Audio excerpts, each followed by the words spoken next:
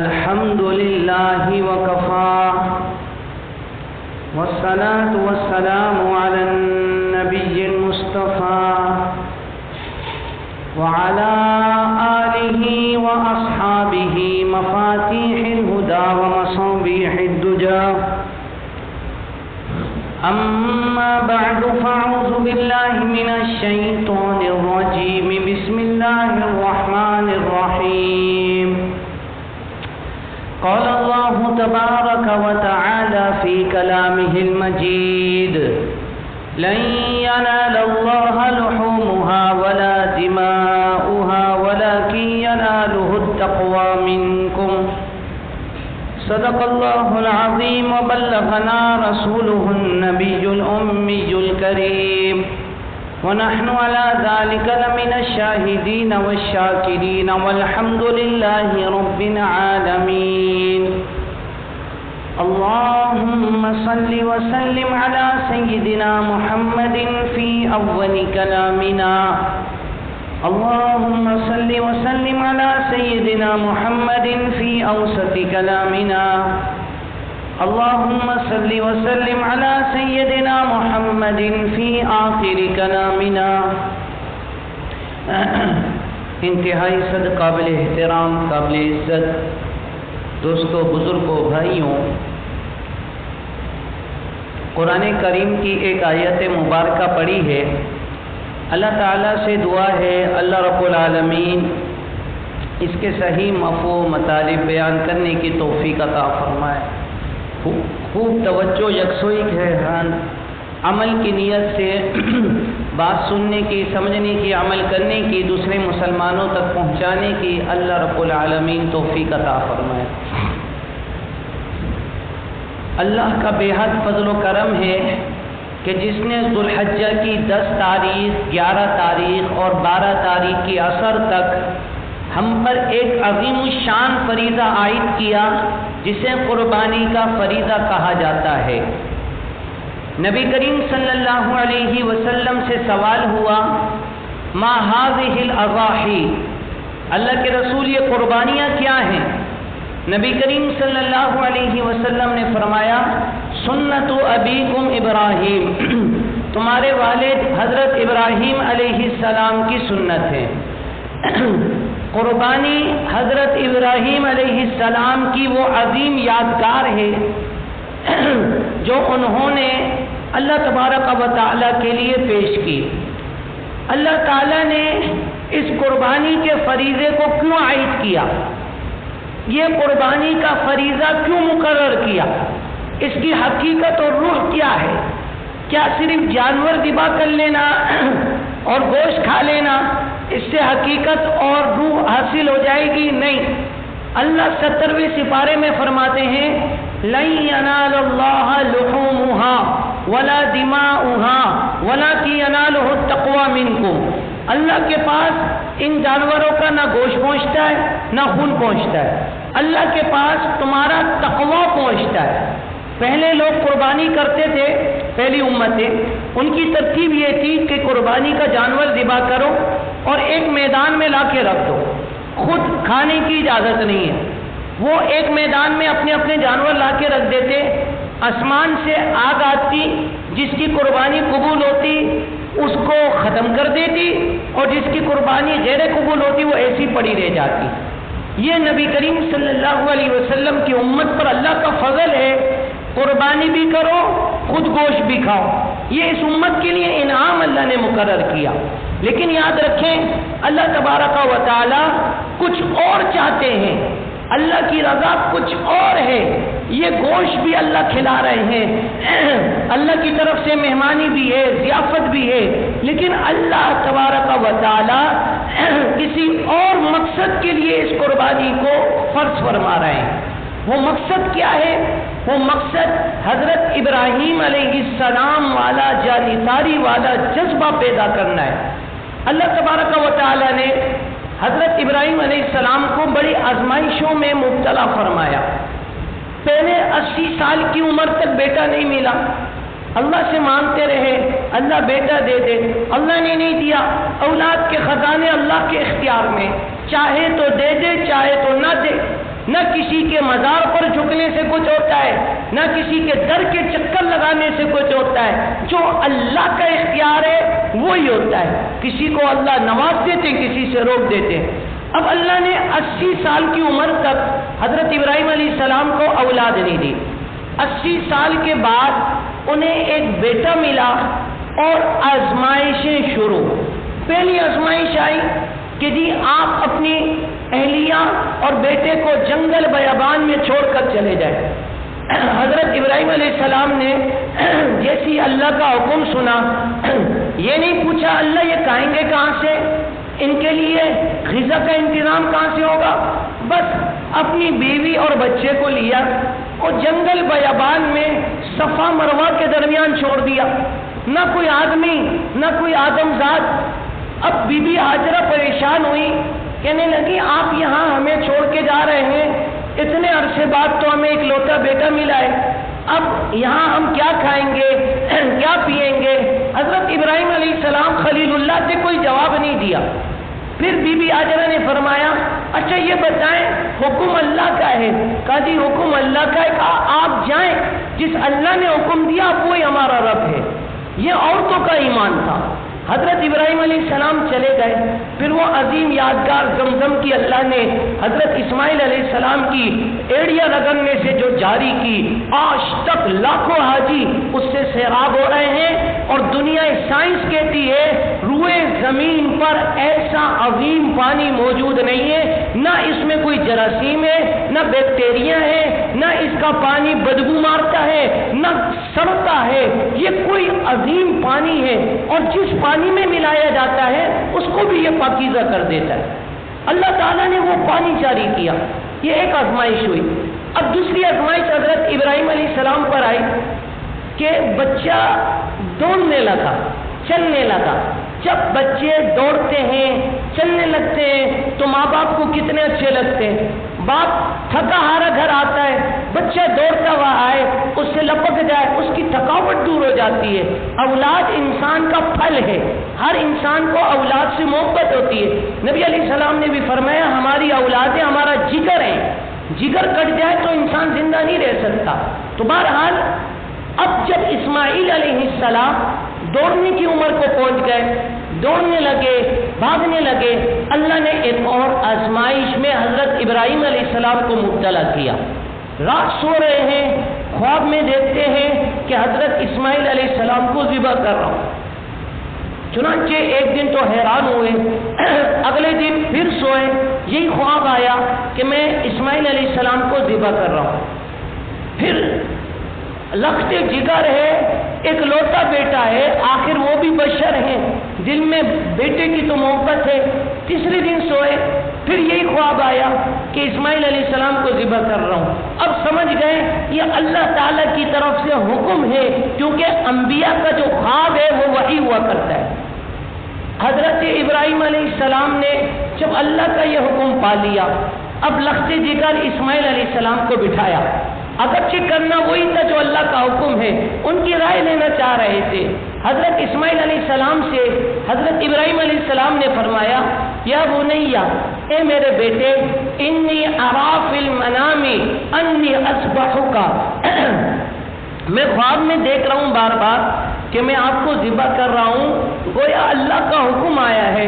فانظر ماذا ترى، اسماعیل اپنی رائے بھی دے دیں، آپ کی کیا رائے ہے؟ قربان جاؤ ان باپ بیٹوں پر، کیا اللہ کے نیک بندے تھے۔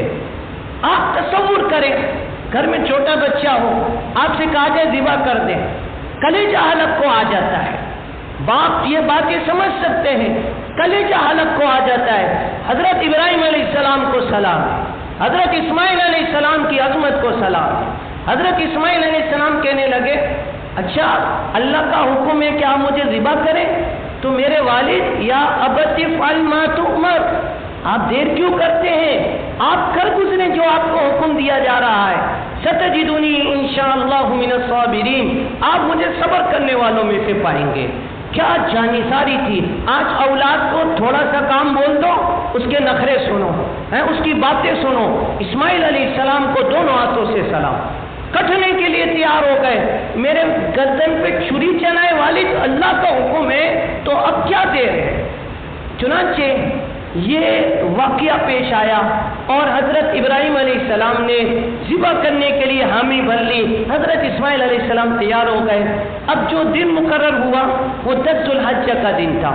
حضرت ابراہیم علیہ السلام نے اپنی اہلیہ سے کہا کہ اسماعیل کو تیار کر دیں، میں لے جا رہا ہوں۔ چنانچہ حضرت اسماعیل کو تیار کر دیا، لے جا رہے ہیں۔ آپ صرف تصور کریں، رونگٹے کھڑے ہوتے جائیں گے۔ باپ بیٹے کو تیار کر کے لے جا رہا ہے، کیوں؟ ذبح کرے گا، اس کا خون بہائے گا۔ کیوں بہائے گا؟ اللہ کا حکم ہے، اللہ کا حکم ہے، ذبح کروں گا اس کو۔ چنانچہ اب دونوں جا رہے ہیں۔ شیطان کیسے سکون میں رہ سکتا تھا؟ شیطان کیسے جو ہے امن میں رہ سکتا تھا کہ آج تو اللہ کے لیے جو قربانی پیش ہونے جا رہی ہے، ایسی قربانی آسمان کی بوڑھی آنکھ نے نہیں دیکھی، ایسی قربانی روئے زمین پر نہیں پیش آئی۔ اگر یہ قربانی ہو گئی تو ریتی دنیا تک کے لیے ایک مثال بن جائے گی۔ فوراً شیطان بی بی ہاجرہ کے پاس گیا۔ اس زمانے میں شیطان انسانی صورت میں آ سکتا تھا۔ بی بی ہاجرہ کے پاس گیا اور کہنے لگا کہ معلوم ہے ابراہیم کہاں لے گئے اسماعیل کو؟ پوچھا ہاں بتا کہاں لے گئے؟ کہنے لگی ذبح کرنے لے جا رہے ہیں، گردن کاٹنے لے جا رہے ہیں۔ تیرا ہنستا کھیلتا اسماعیل وہ تڑپتی ہوئی لاش بن کر آئے گا۔ بی بی ہاجرہ عورت تھی، گھبرا گئی۔ میرا لخت جگر اسماعیل جو اتنی دعاؤں کے بعد ملا ہے اور وہ ایسے کٹ جائے گا؟ کہا اچھا یہ بتاؤ حکم کس کا ہے؟ قربان جاؤں بی بی ہاجرہ پر، حکم کس کا ہے؟ اب وہ شیطان سر جھکا کے کھڑا ہو گیا۔ ان کو پتا تھا میرے شوہر کوئی معمولی نہیں ہے، خلیل اللہ ہے، حضرت ابراہیم ہے، کوئی معمولی ہستی تو ہے نہیں۔ تو اب شیطان کہنے لگا حکم تو بھائی اللہ کا ہے۔ تو کہا جا، اب میرے پاس کیوں آیا ہے؟ اگر میں وہاں موجود ہوتی تو دنیا کی عورتوں کو بتاتی، جب اللہ کا حکم آ جائے باپ کو کہ بیٹا ذبح کرو تو باپ کا کام ہے بیٹے کو ذبح کرنا، بیٹے کا کام ہے ذبح ہو جانا، اور ماں کا کام ہے ان کی معاونت اور مددگار بننا۔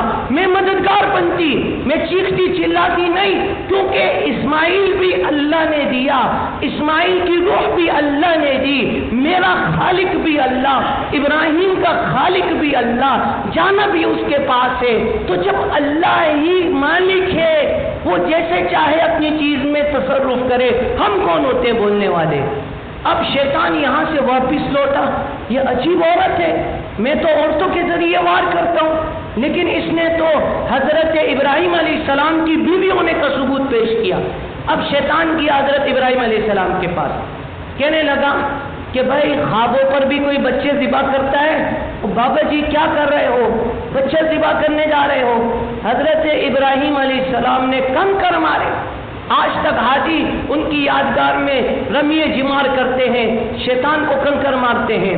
تو بہرحال جب شیطان مایوس ہو گیا، اب 10 ذو الحجہ کا دن ہے اور الحمدللہ ہم وہ جگہ دیکھ کر بھی آئے جہاں حضرت ابراہیم علیہ السلام نے حضرت اسماعیل علیہ السلام کو لٹایا۔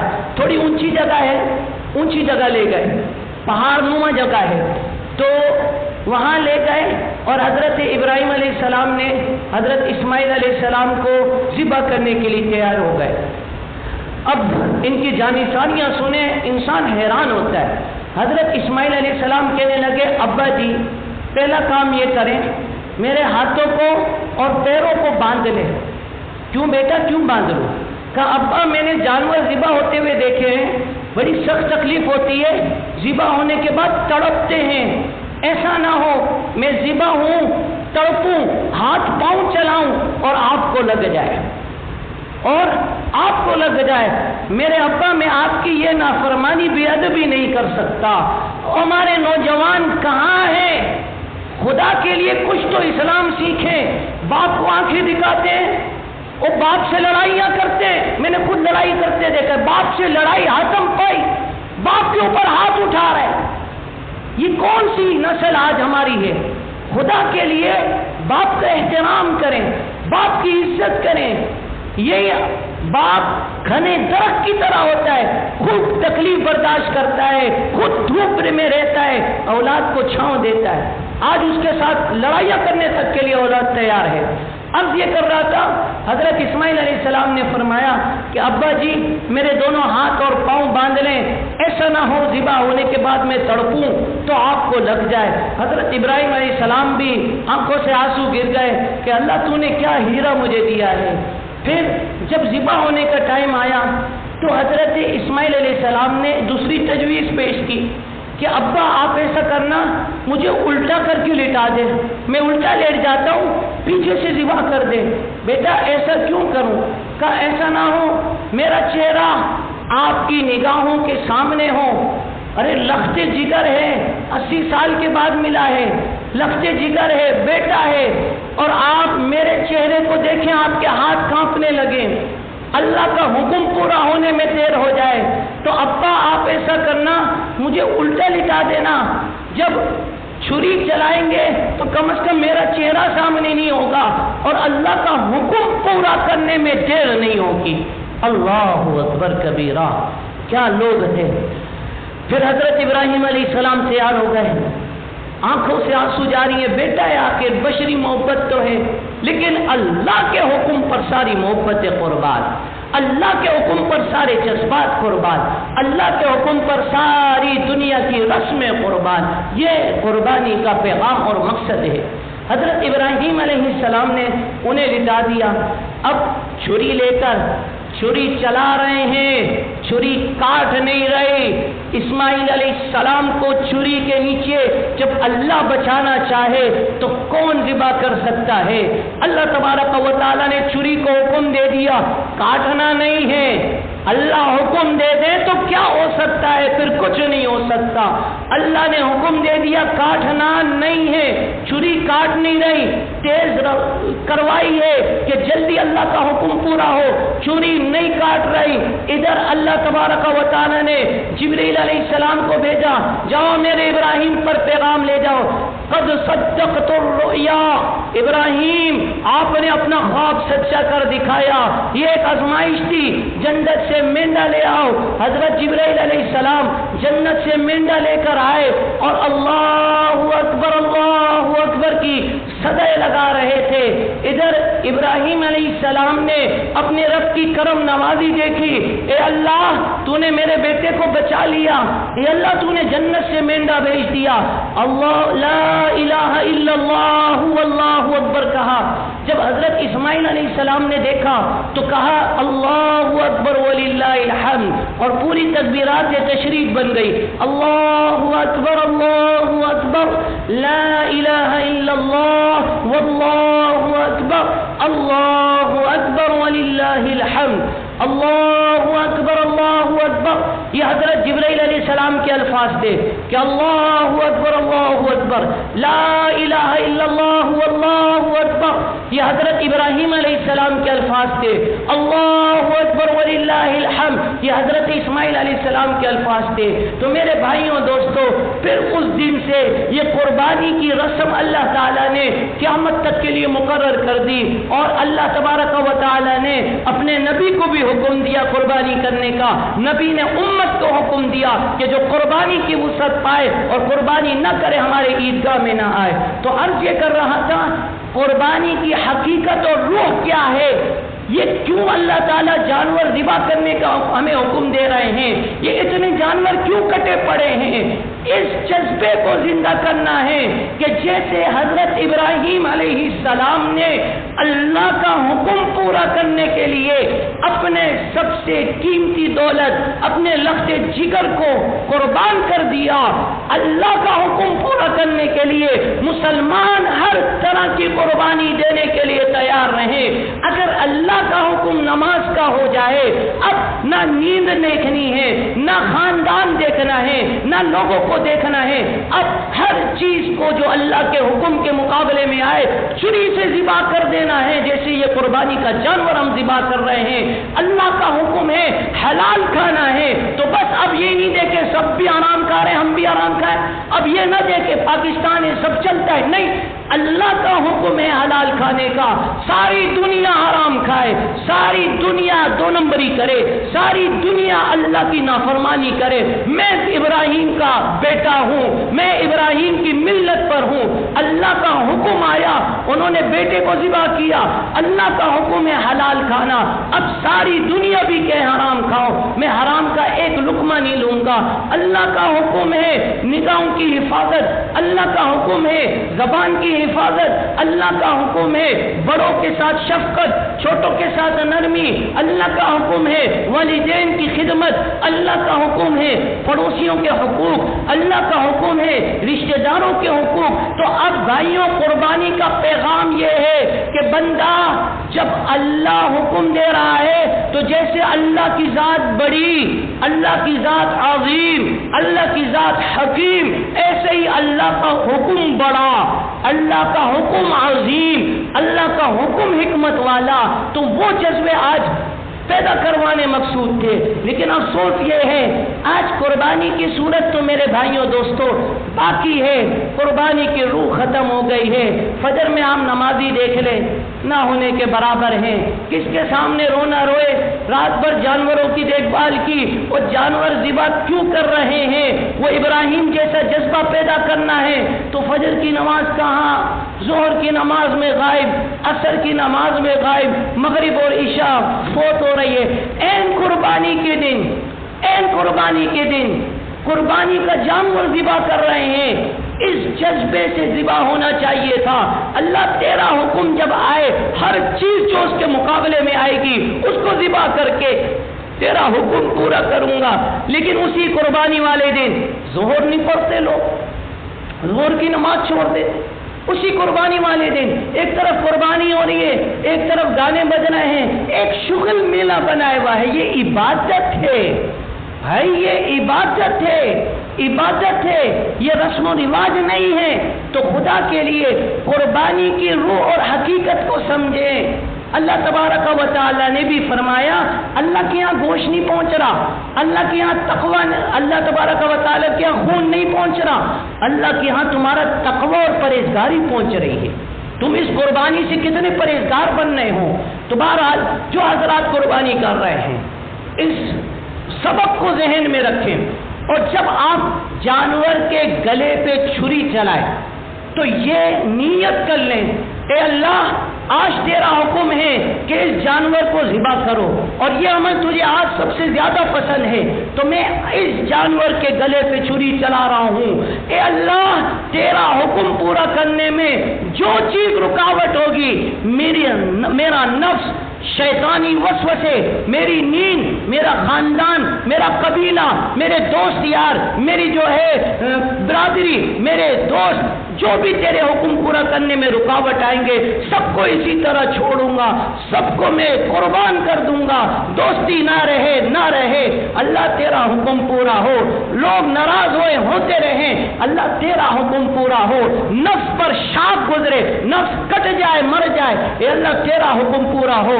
شیطان کے اوپر آگ لگے، شیطان کے اوپر مٹی پڑے پڑ جائے، اللہ تیرا حکم پورا ہو۔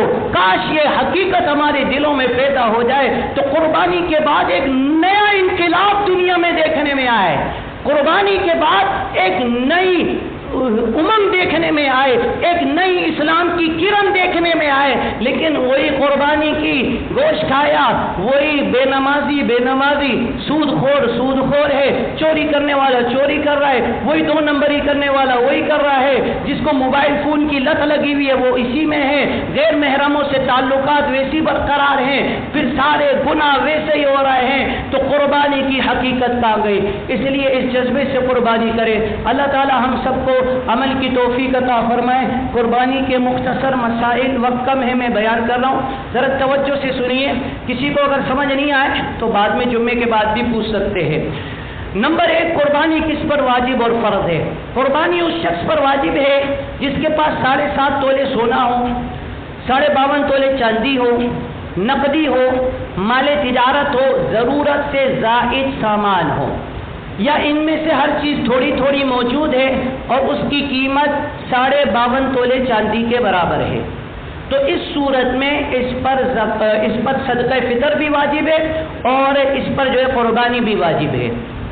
اب بعض خواتین، گھر کی خواتین میں یہ مسئلہ چلا ہے، وہ سمجھتی ہیں ہمارے پاس صرف 3 تولے سونا ہے تو ہم پر قربانی واجب نہیں ہے۔ سونا 7.5 تولے اس وقت دیکھا جاتا ہے جب صرف سونا ہو، اس کے ساتھ نقدی 5 روپے بھی نہ ہو، اس کے ساتھ ضرورت سے زائد سامان بالکل نہ ہو، لیکن عموماً خواتین کے پاس نقدی ہوتی ہے، تو اس لیے خواتین کے پاس جب سونا 2 تولے ہے، 3 تولے ہے، کچھ نقدی ہے، کچھ چاندی ہے، تو اس صورت میں ان تمام چیزوں کی وہ قیمت دیکھیں، قیمت کتنی بنتی ہے۔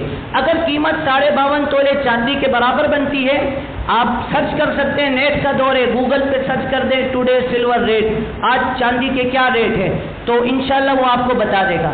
52.5 تولے چاندی کے برابر بن نہیں ہے تو اس صورت میں قربانی واجب ہے، اور قربانی واجب ہونے کے باوجود جو قربانی نہ کرے، نبی علیہ السلام نے فرمایا ہماری عیدگاہ میں نہ آئے۔ قربانی کے لیے بکرا، بکری، بھیڑ، دمبا، یہ گائے، بیل، بچڑا، بچیا، بھینس، بھینسا، اونٹ، اونٹنی، یہ جانور مقرر ہیں۔ بکرا بکری کے لیے ضروری ہے کہ یہ پورا 1 سال ہو۔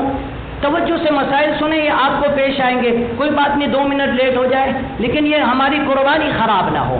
بکرا بکری پورے 1 سال کے ہوں، 1 سال سے 1 دن بھی کم ہیں تو قربانی جائز نہیں ہے، چاہے کتنے ہی فربا ہوں، موٹے ہوں، 1 سال پورا ہونا ضروری ہے۔ بھیڑ اور دمبے میں تفصیل یہ ہے، اگر 1 سال کے نہیں ہو، 6 مہینے کے ہو چکے ہیں لیکن اتنا فربا اور موٹا ہے کہ سال والے بھیڑ اور دمبے میں چھوڑا جائے تو پھر وہ فرق محسوس نہیں ہوتا، تو بھیڑ اور دمبے میں صرف یہ وضاحت ہے، یہ 6 مہینے کے ہوں تب بھی جائز ہیں بشرطے کہ فربا ہوں، لیکن بکرا اور بکری کا 1 سال پورا ہونا ضروری ہے۔ 2 دانت اس کے علامت ہوتے ہیں، اگر 2 دانت نہ ہو لیکن کسی کے پاس اپنا پلا ہوا ہے اور اس کو پتا ہے 1 سال پورا ہو چکا ہے، اس کو پتا ہے 1 سال پورا ہو چکا، تب تو وہ کر دے۔ یہ بیوپاریوں کے کہنے پر نہ ہے، بیوپاری کیا کرتے ہیں، 2 دانت کا جانور نہیں ہوتا، بھائی 1 سال ہو گیا ہے، فساد کا دور ہے، آپ کو پتہ ہے پیسے کے لیے کیا کچھ ہو رہا ہے، تو لہذا ان کی بات پر اعتماد نہ کریں، اس وقت 2 دانت ہی دیکھیں۔ اچھا، گائے، بیل، بچڑا، بچیا، بھینس، بھینسا، اس میں 2 سال کی عمر شرط ہے، 2 سال سے 1 دن بھی کم ہے قربانی جائز نہیں۔ اونٹ اونٹنی کے اندر 5 سال کی عمر شرط ہے، 5 سال سے 1 دن بھی کم ہے قربانی جائز نہیں۔ یہ جو چھوٹے جانور میں نے بتائے ہیں، بکرا، بکری، بھیڑ، دمبا، یہ ایک آدمی کی طرف سے ایک ہی قربان ہو سکتا ہے، اس میں حصے نہیں ہیں۔ اور جو بیل، گائے، بچیا، بچڑا، بھینس، بھینسا، اونٹ، اونٹنی، یہ جو بڑے جانور ہیں ان میں زیادہ سے زیادہ 7 آدمی شریک ہو سکتے ہیں۔ اچھا، بعض لوگ پوچھتے ہیں امام صاحب 7 سے کم شریک ہوں تب بھی جائز ہے، 5 آدمی شریک ہو جائے اور 5 حصے کر لیں، یہ بھی جائز ہے، 4 شریک ہو جائے 4 کر لیں، لیکن زیادہ سے زیادہ 7 آدمی شریک ہو سکتے ہیں، 7 آدمی سے زیادہ شریک نہیں ہو سکتے۔ اجتماعی قربانی کے اندر خاص طور پر تمام شرکاء میں 3 باتوں کا خیال پایا جانا ضروری ہے۔ نمبر 1، سب کی آمدنی حلال کی ہو، اگر کوئی بینک انشورنس کی آمدنی والا ہے یا کوئی بھی اور حرام طریقے سے اس کی آمدنی ہے، اگر وہ اجتماعی قربانی میں شریک ہوگا اس کی وجہ سے سب کی قربانی خراب ہو جائے گی۔ نمبر 2، تمام 7 شرکاء صحیح العقیدہ ہو، اللہ کی توحید پر ایمان ہو، اللہ ذات اور صفات کے اعتبار سے اکیلا، نہ اس کی طرح کوئی عالم الغیب، حاجت روا، مشکل کشا، بگڑی بنانے والا جی، اور اسی طریقے سے دریا پار کروانے والا اس کے سوا کوئی نہیں، وہ اکیلا تنہا ہے، یہ اللہ کی توحید پر ایمان ہو، نبی علیہ السلام کی ختم نبوت پر ایمان ہو، آپ علیہ السلام آخری نبی ہیں، آپ کے بعد کوئی نبی نہیں ہے اور آپ کے بعد کسی قسم کا کوئی نبوت والا نہیں ہے، اور صحابہ کرام کی تطہیر اور تقدیس پر ایمان ہو، تمام صحابہ برحق ہیں، ان میں سے ایک کی توہین کرنا بھی انسان کے ایمان کے لیے یوں سمجھے ایمان لیوا ہے۔ تو جس کا صحیح عقیدہ ہے اللہ کے بارے میں، نبی علیہ السلام کی ختم نبوت کے بارے میں، صحابہ کرام علیہم رضوان کی تطہیر اور تقدیس کے بارے میں، اس کو شریک کریں، بد عقیدوں کو شریک نہ کریں، چاہے قادیانی ہوں، رافضی ہوں، ایسے لوگوں سے اپنے آپ کو بچائیں، ان کی وجہ سے آپ کی قربانی ختم ہوگی، خراب ہو جائے گی۔ اور تیسرا جو اجتماعی قربانی میں ہے شرط وہ یہ ہے، تمام شرکاء کی نیت قربانی کی اور عقیقے کی ہو، گوشت کھانے کی نہ ہو۔ تو لہذا گوشت کھانے والے اگر صرف اب گوشت کھانے کی نیت سے شریک ہوں گے سب کی قربانی خراب ہو جائے گی۔ یہ موٹے موٹے مسائل تھے۔ قربانی کی کھالوں کا مصرف وہی ہے، یا تو اپنے استعمال میں لے آئیں، مسلح بنا لیں، کچھ بھی کر لیں، کیمیکل لگا کے رکھ لیں، یا کسی کو دے دیں اور وہ اس کی قیمت لے کر اپنے استعمال میں لے آئے۔ قربانی کی کھالوں کا وہی مصرف ہے جو زکوٰۃ کا ہے۔ جنہیں زکوٰۃ دی جا سکتی ہے انہیں قربانی کی کھالیں بھی دی جا سکتی ہیں۔ البتہ آج کے زمانے میں دین سے بہت دوری ہے، ہر طرف دین کو نقصان پہنچایا جا رہا ہے، مرتد بنانے کی مہم چل رہی ہے، تو سب سے بہترین مصرف ہے دینی مدارس۔ آپ قربانی کی کھالیں دینی مدارس میں جمع کرائیں، وہاں ان کے ہاتھ مضبوط کریں۔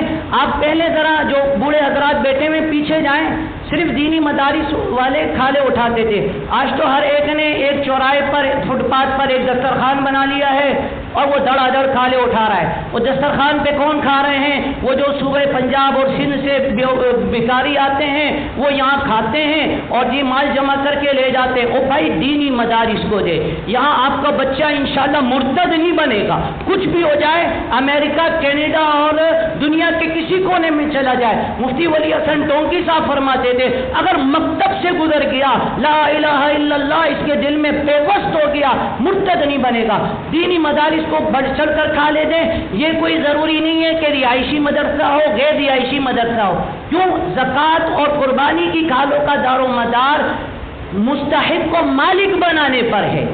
جتنے بنات کے مدارس ہیں اور غیر رہائشی مدارس ہیں وہاں مستحق طلبہ ہوتے ہیں، وہ ان کو مالکانہ حقوق دیتے ہیں، تملیک یا توکیل کے ذریعے اس کو استعمال کرتے ہیں۔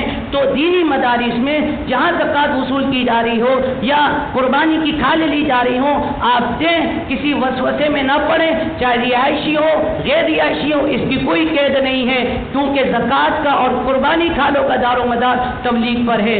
اللہ تعالیٰ عمل کی توفیق عطا فرمائے۔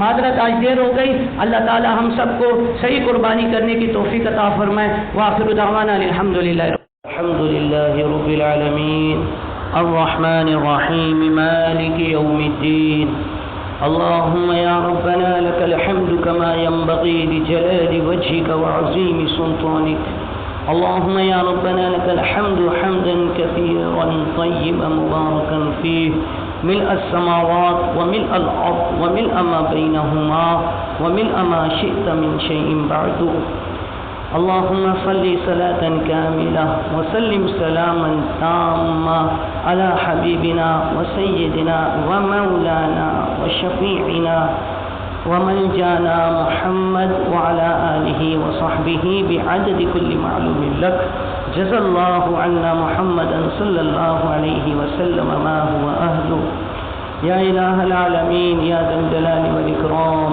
يا أرحم الراحمين يا أحسن الخالقين يا خير الرازقين يا ذا القوة المتين يا ذا الجلال والإكرام یا اللہ اپنے لطف و کرم سے، اپنے فضل و کرم سے، اپنی مہربانی سے ہم سب کے تمام اگلے پچھلے ظاہری باطنی ہر قسم کے گناہ معاف فرما۔ یا اللہ مبارک دن چل رہے ہیں، مبارک لمحات ہیں، ان لمحات کی عبادت آپ کو بہت محبوب ہے۔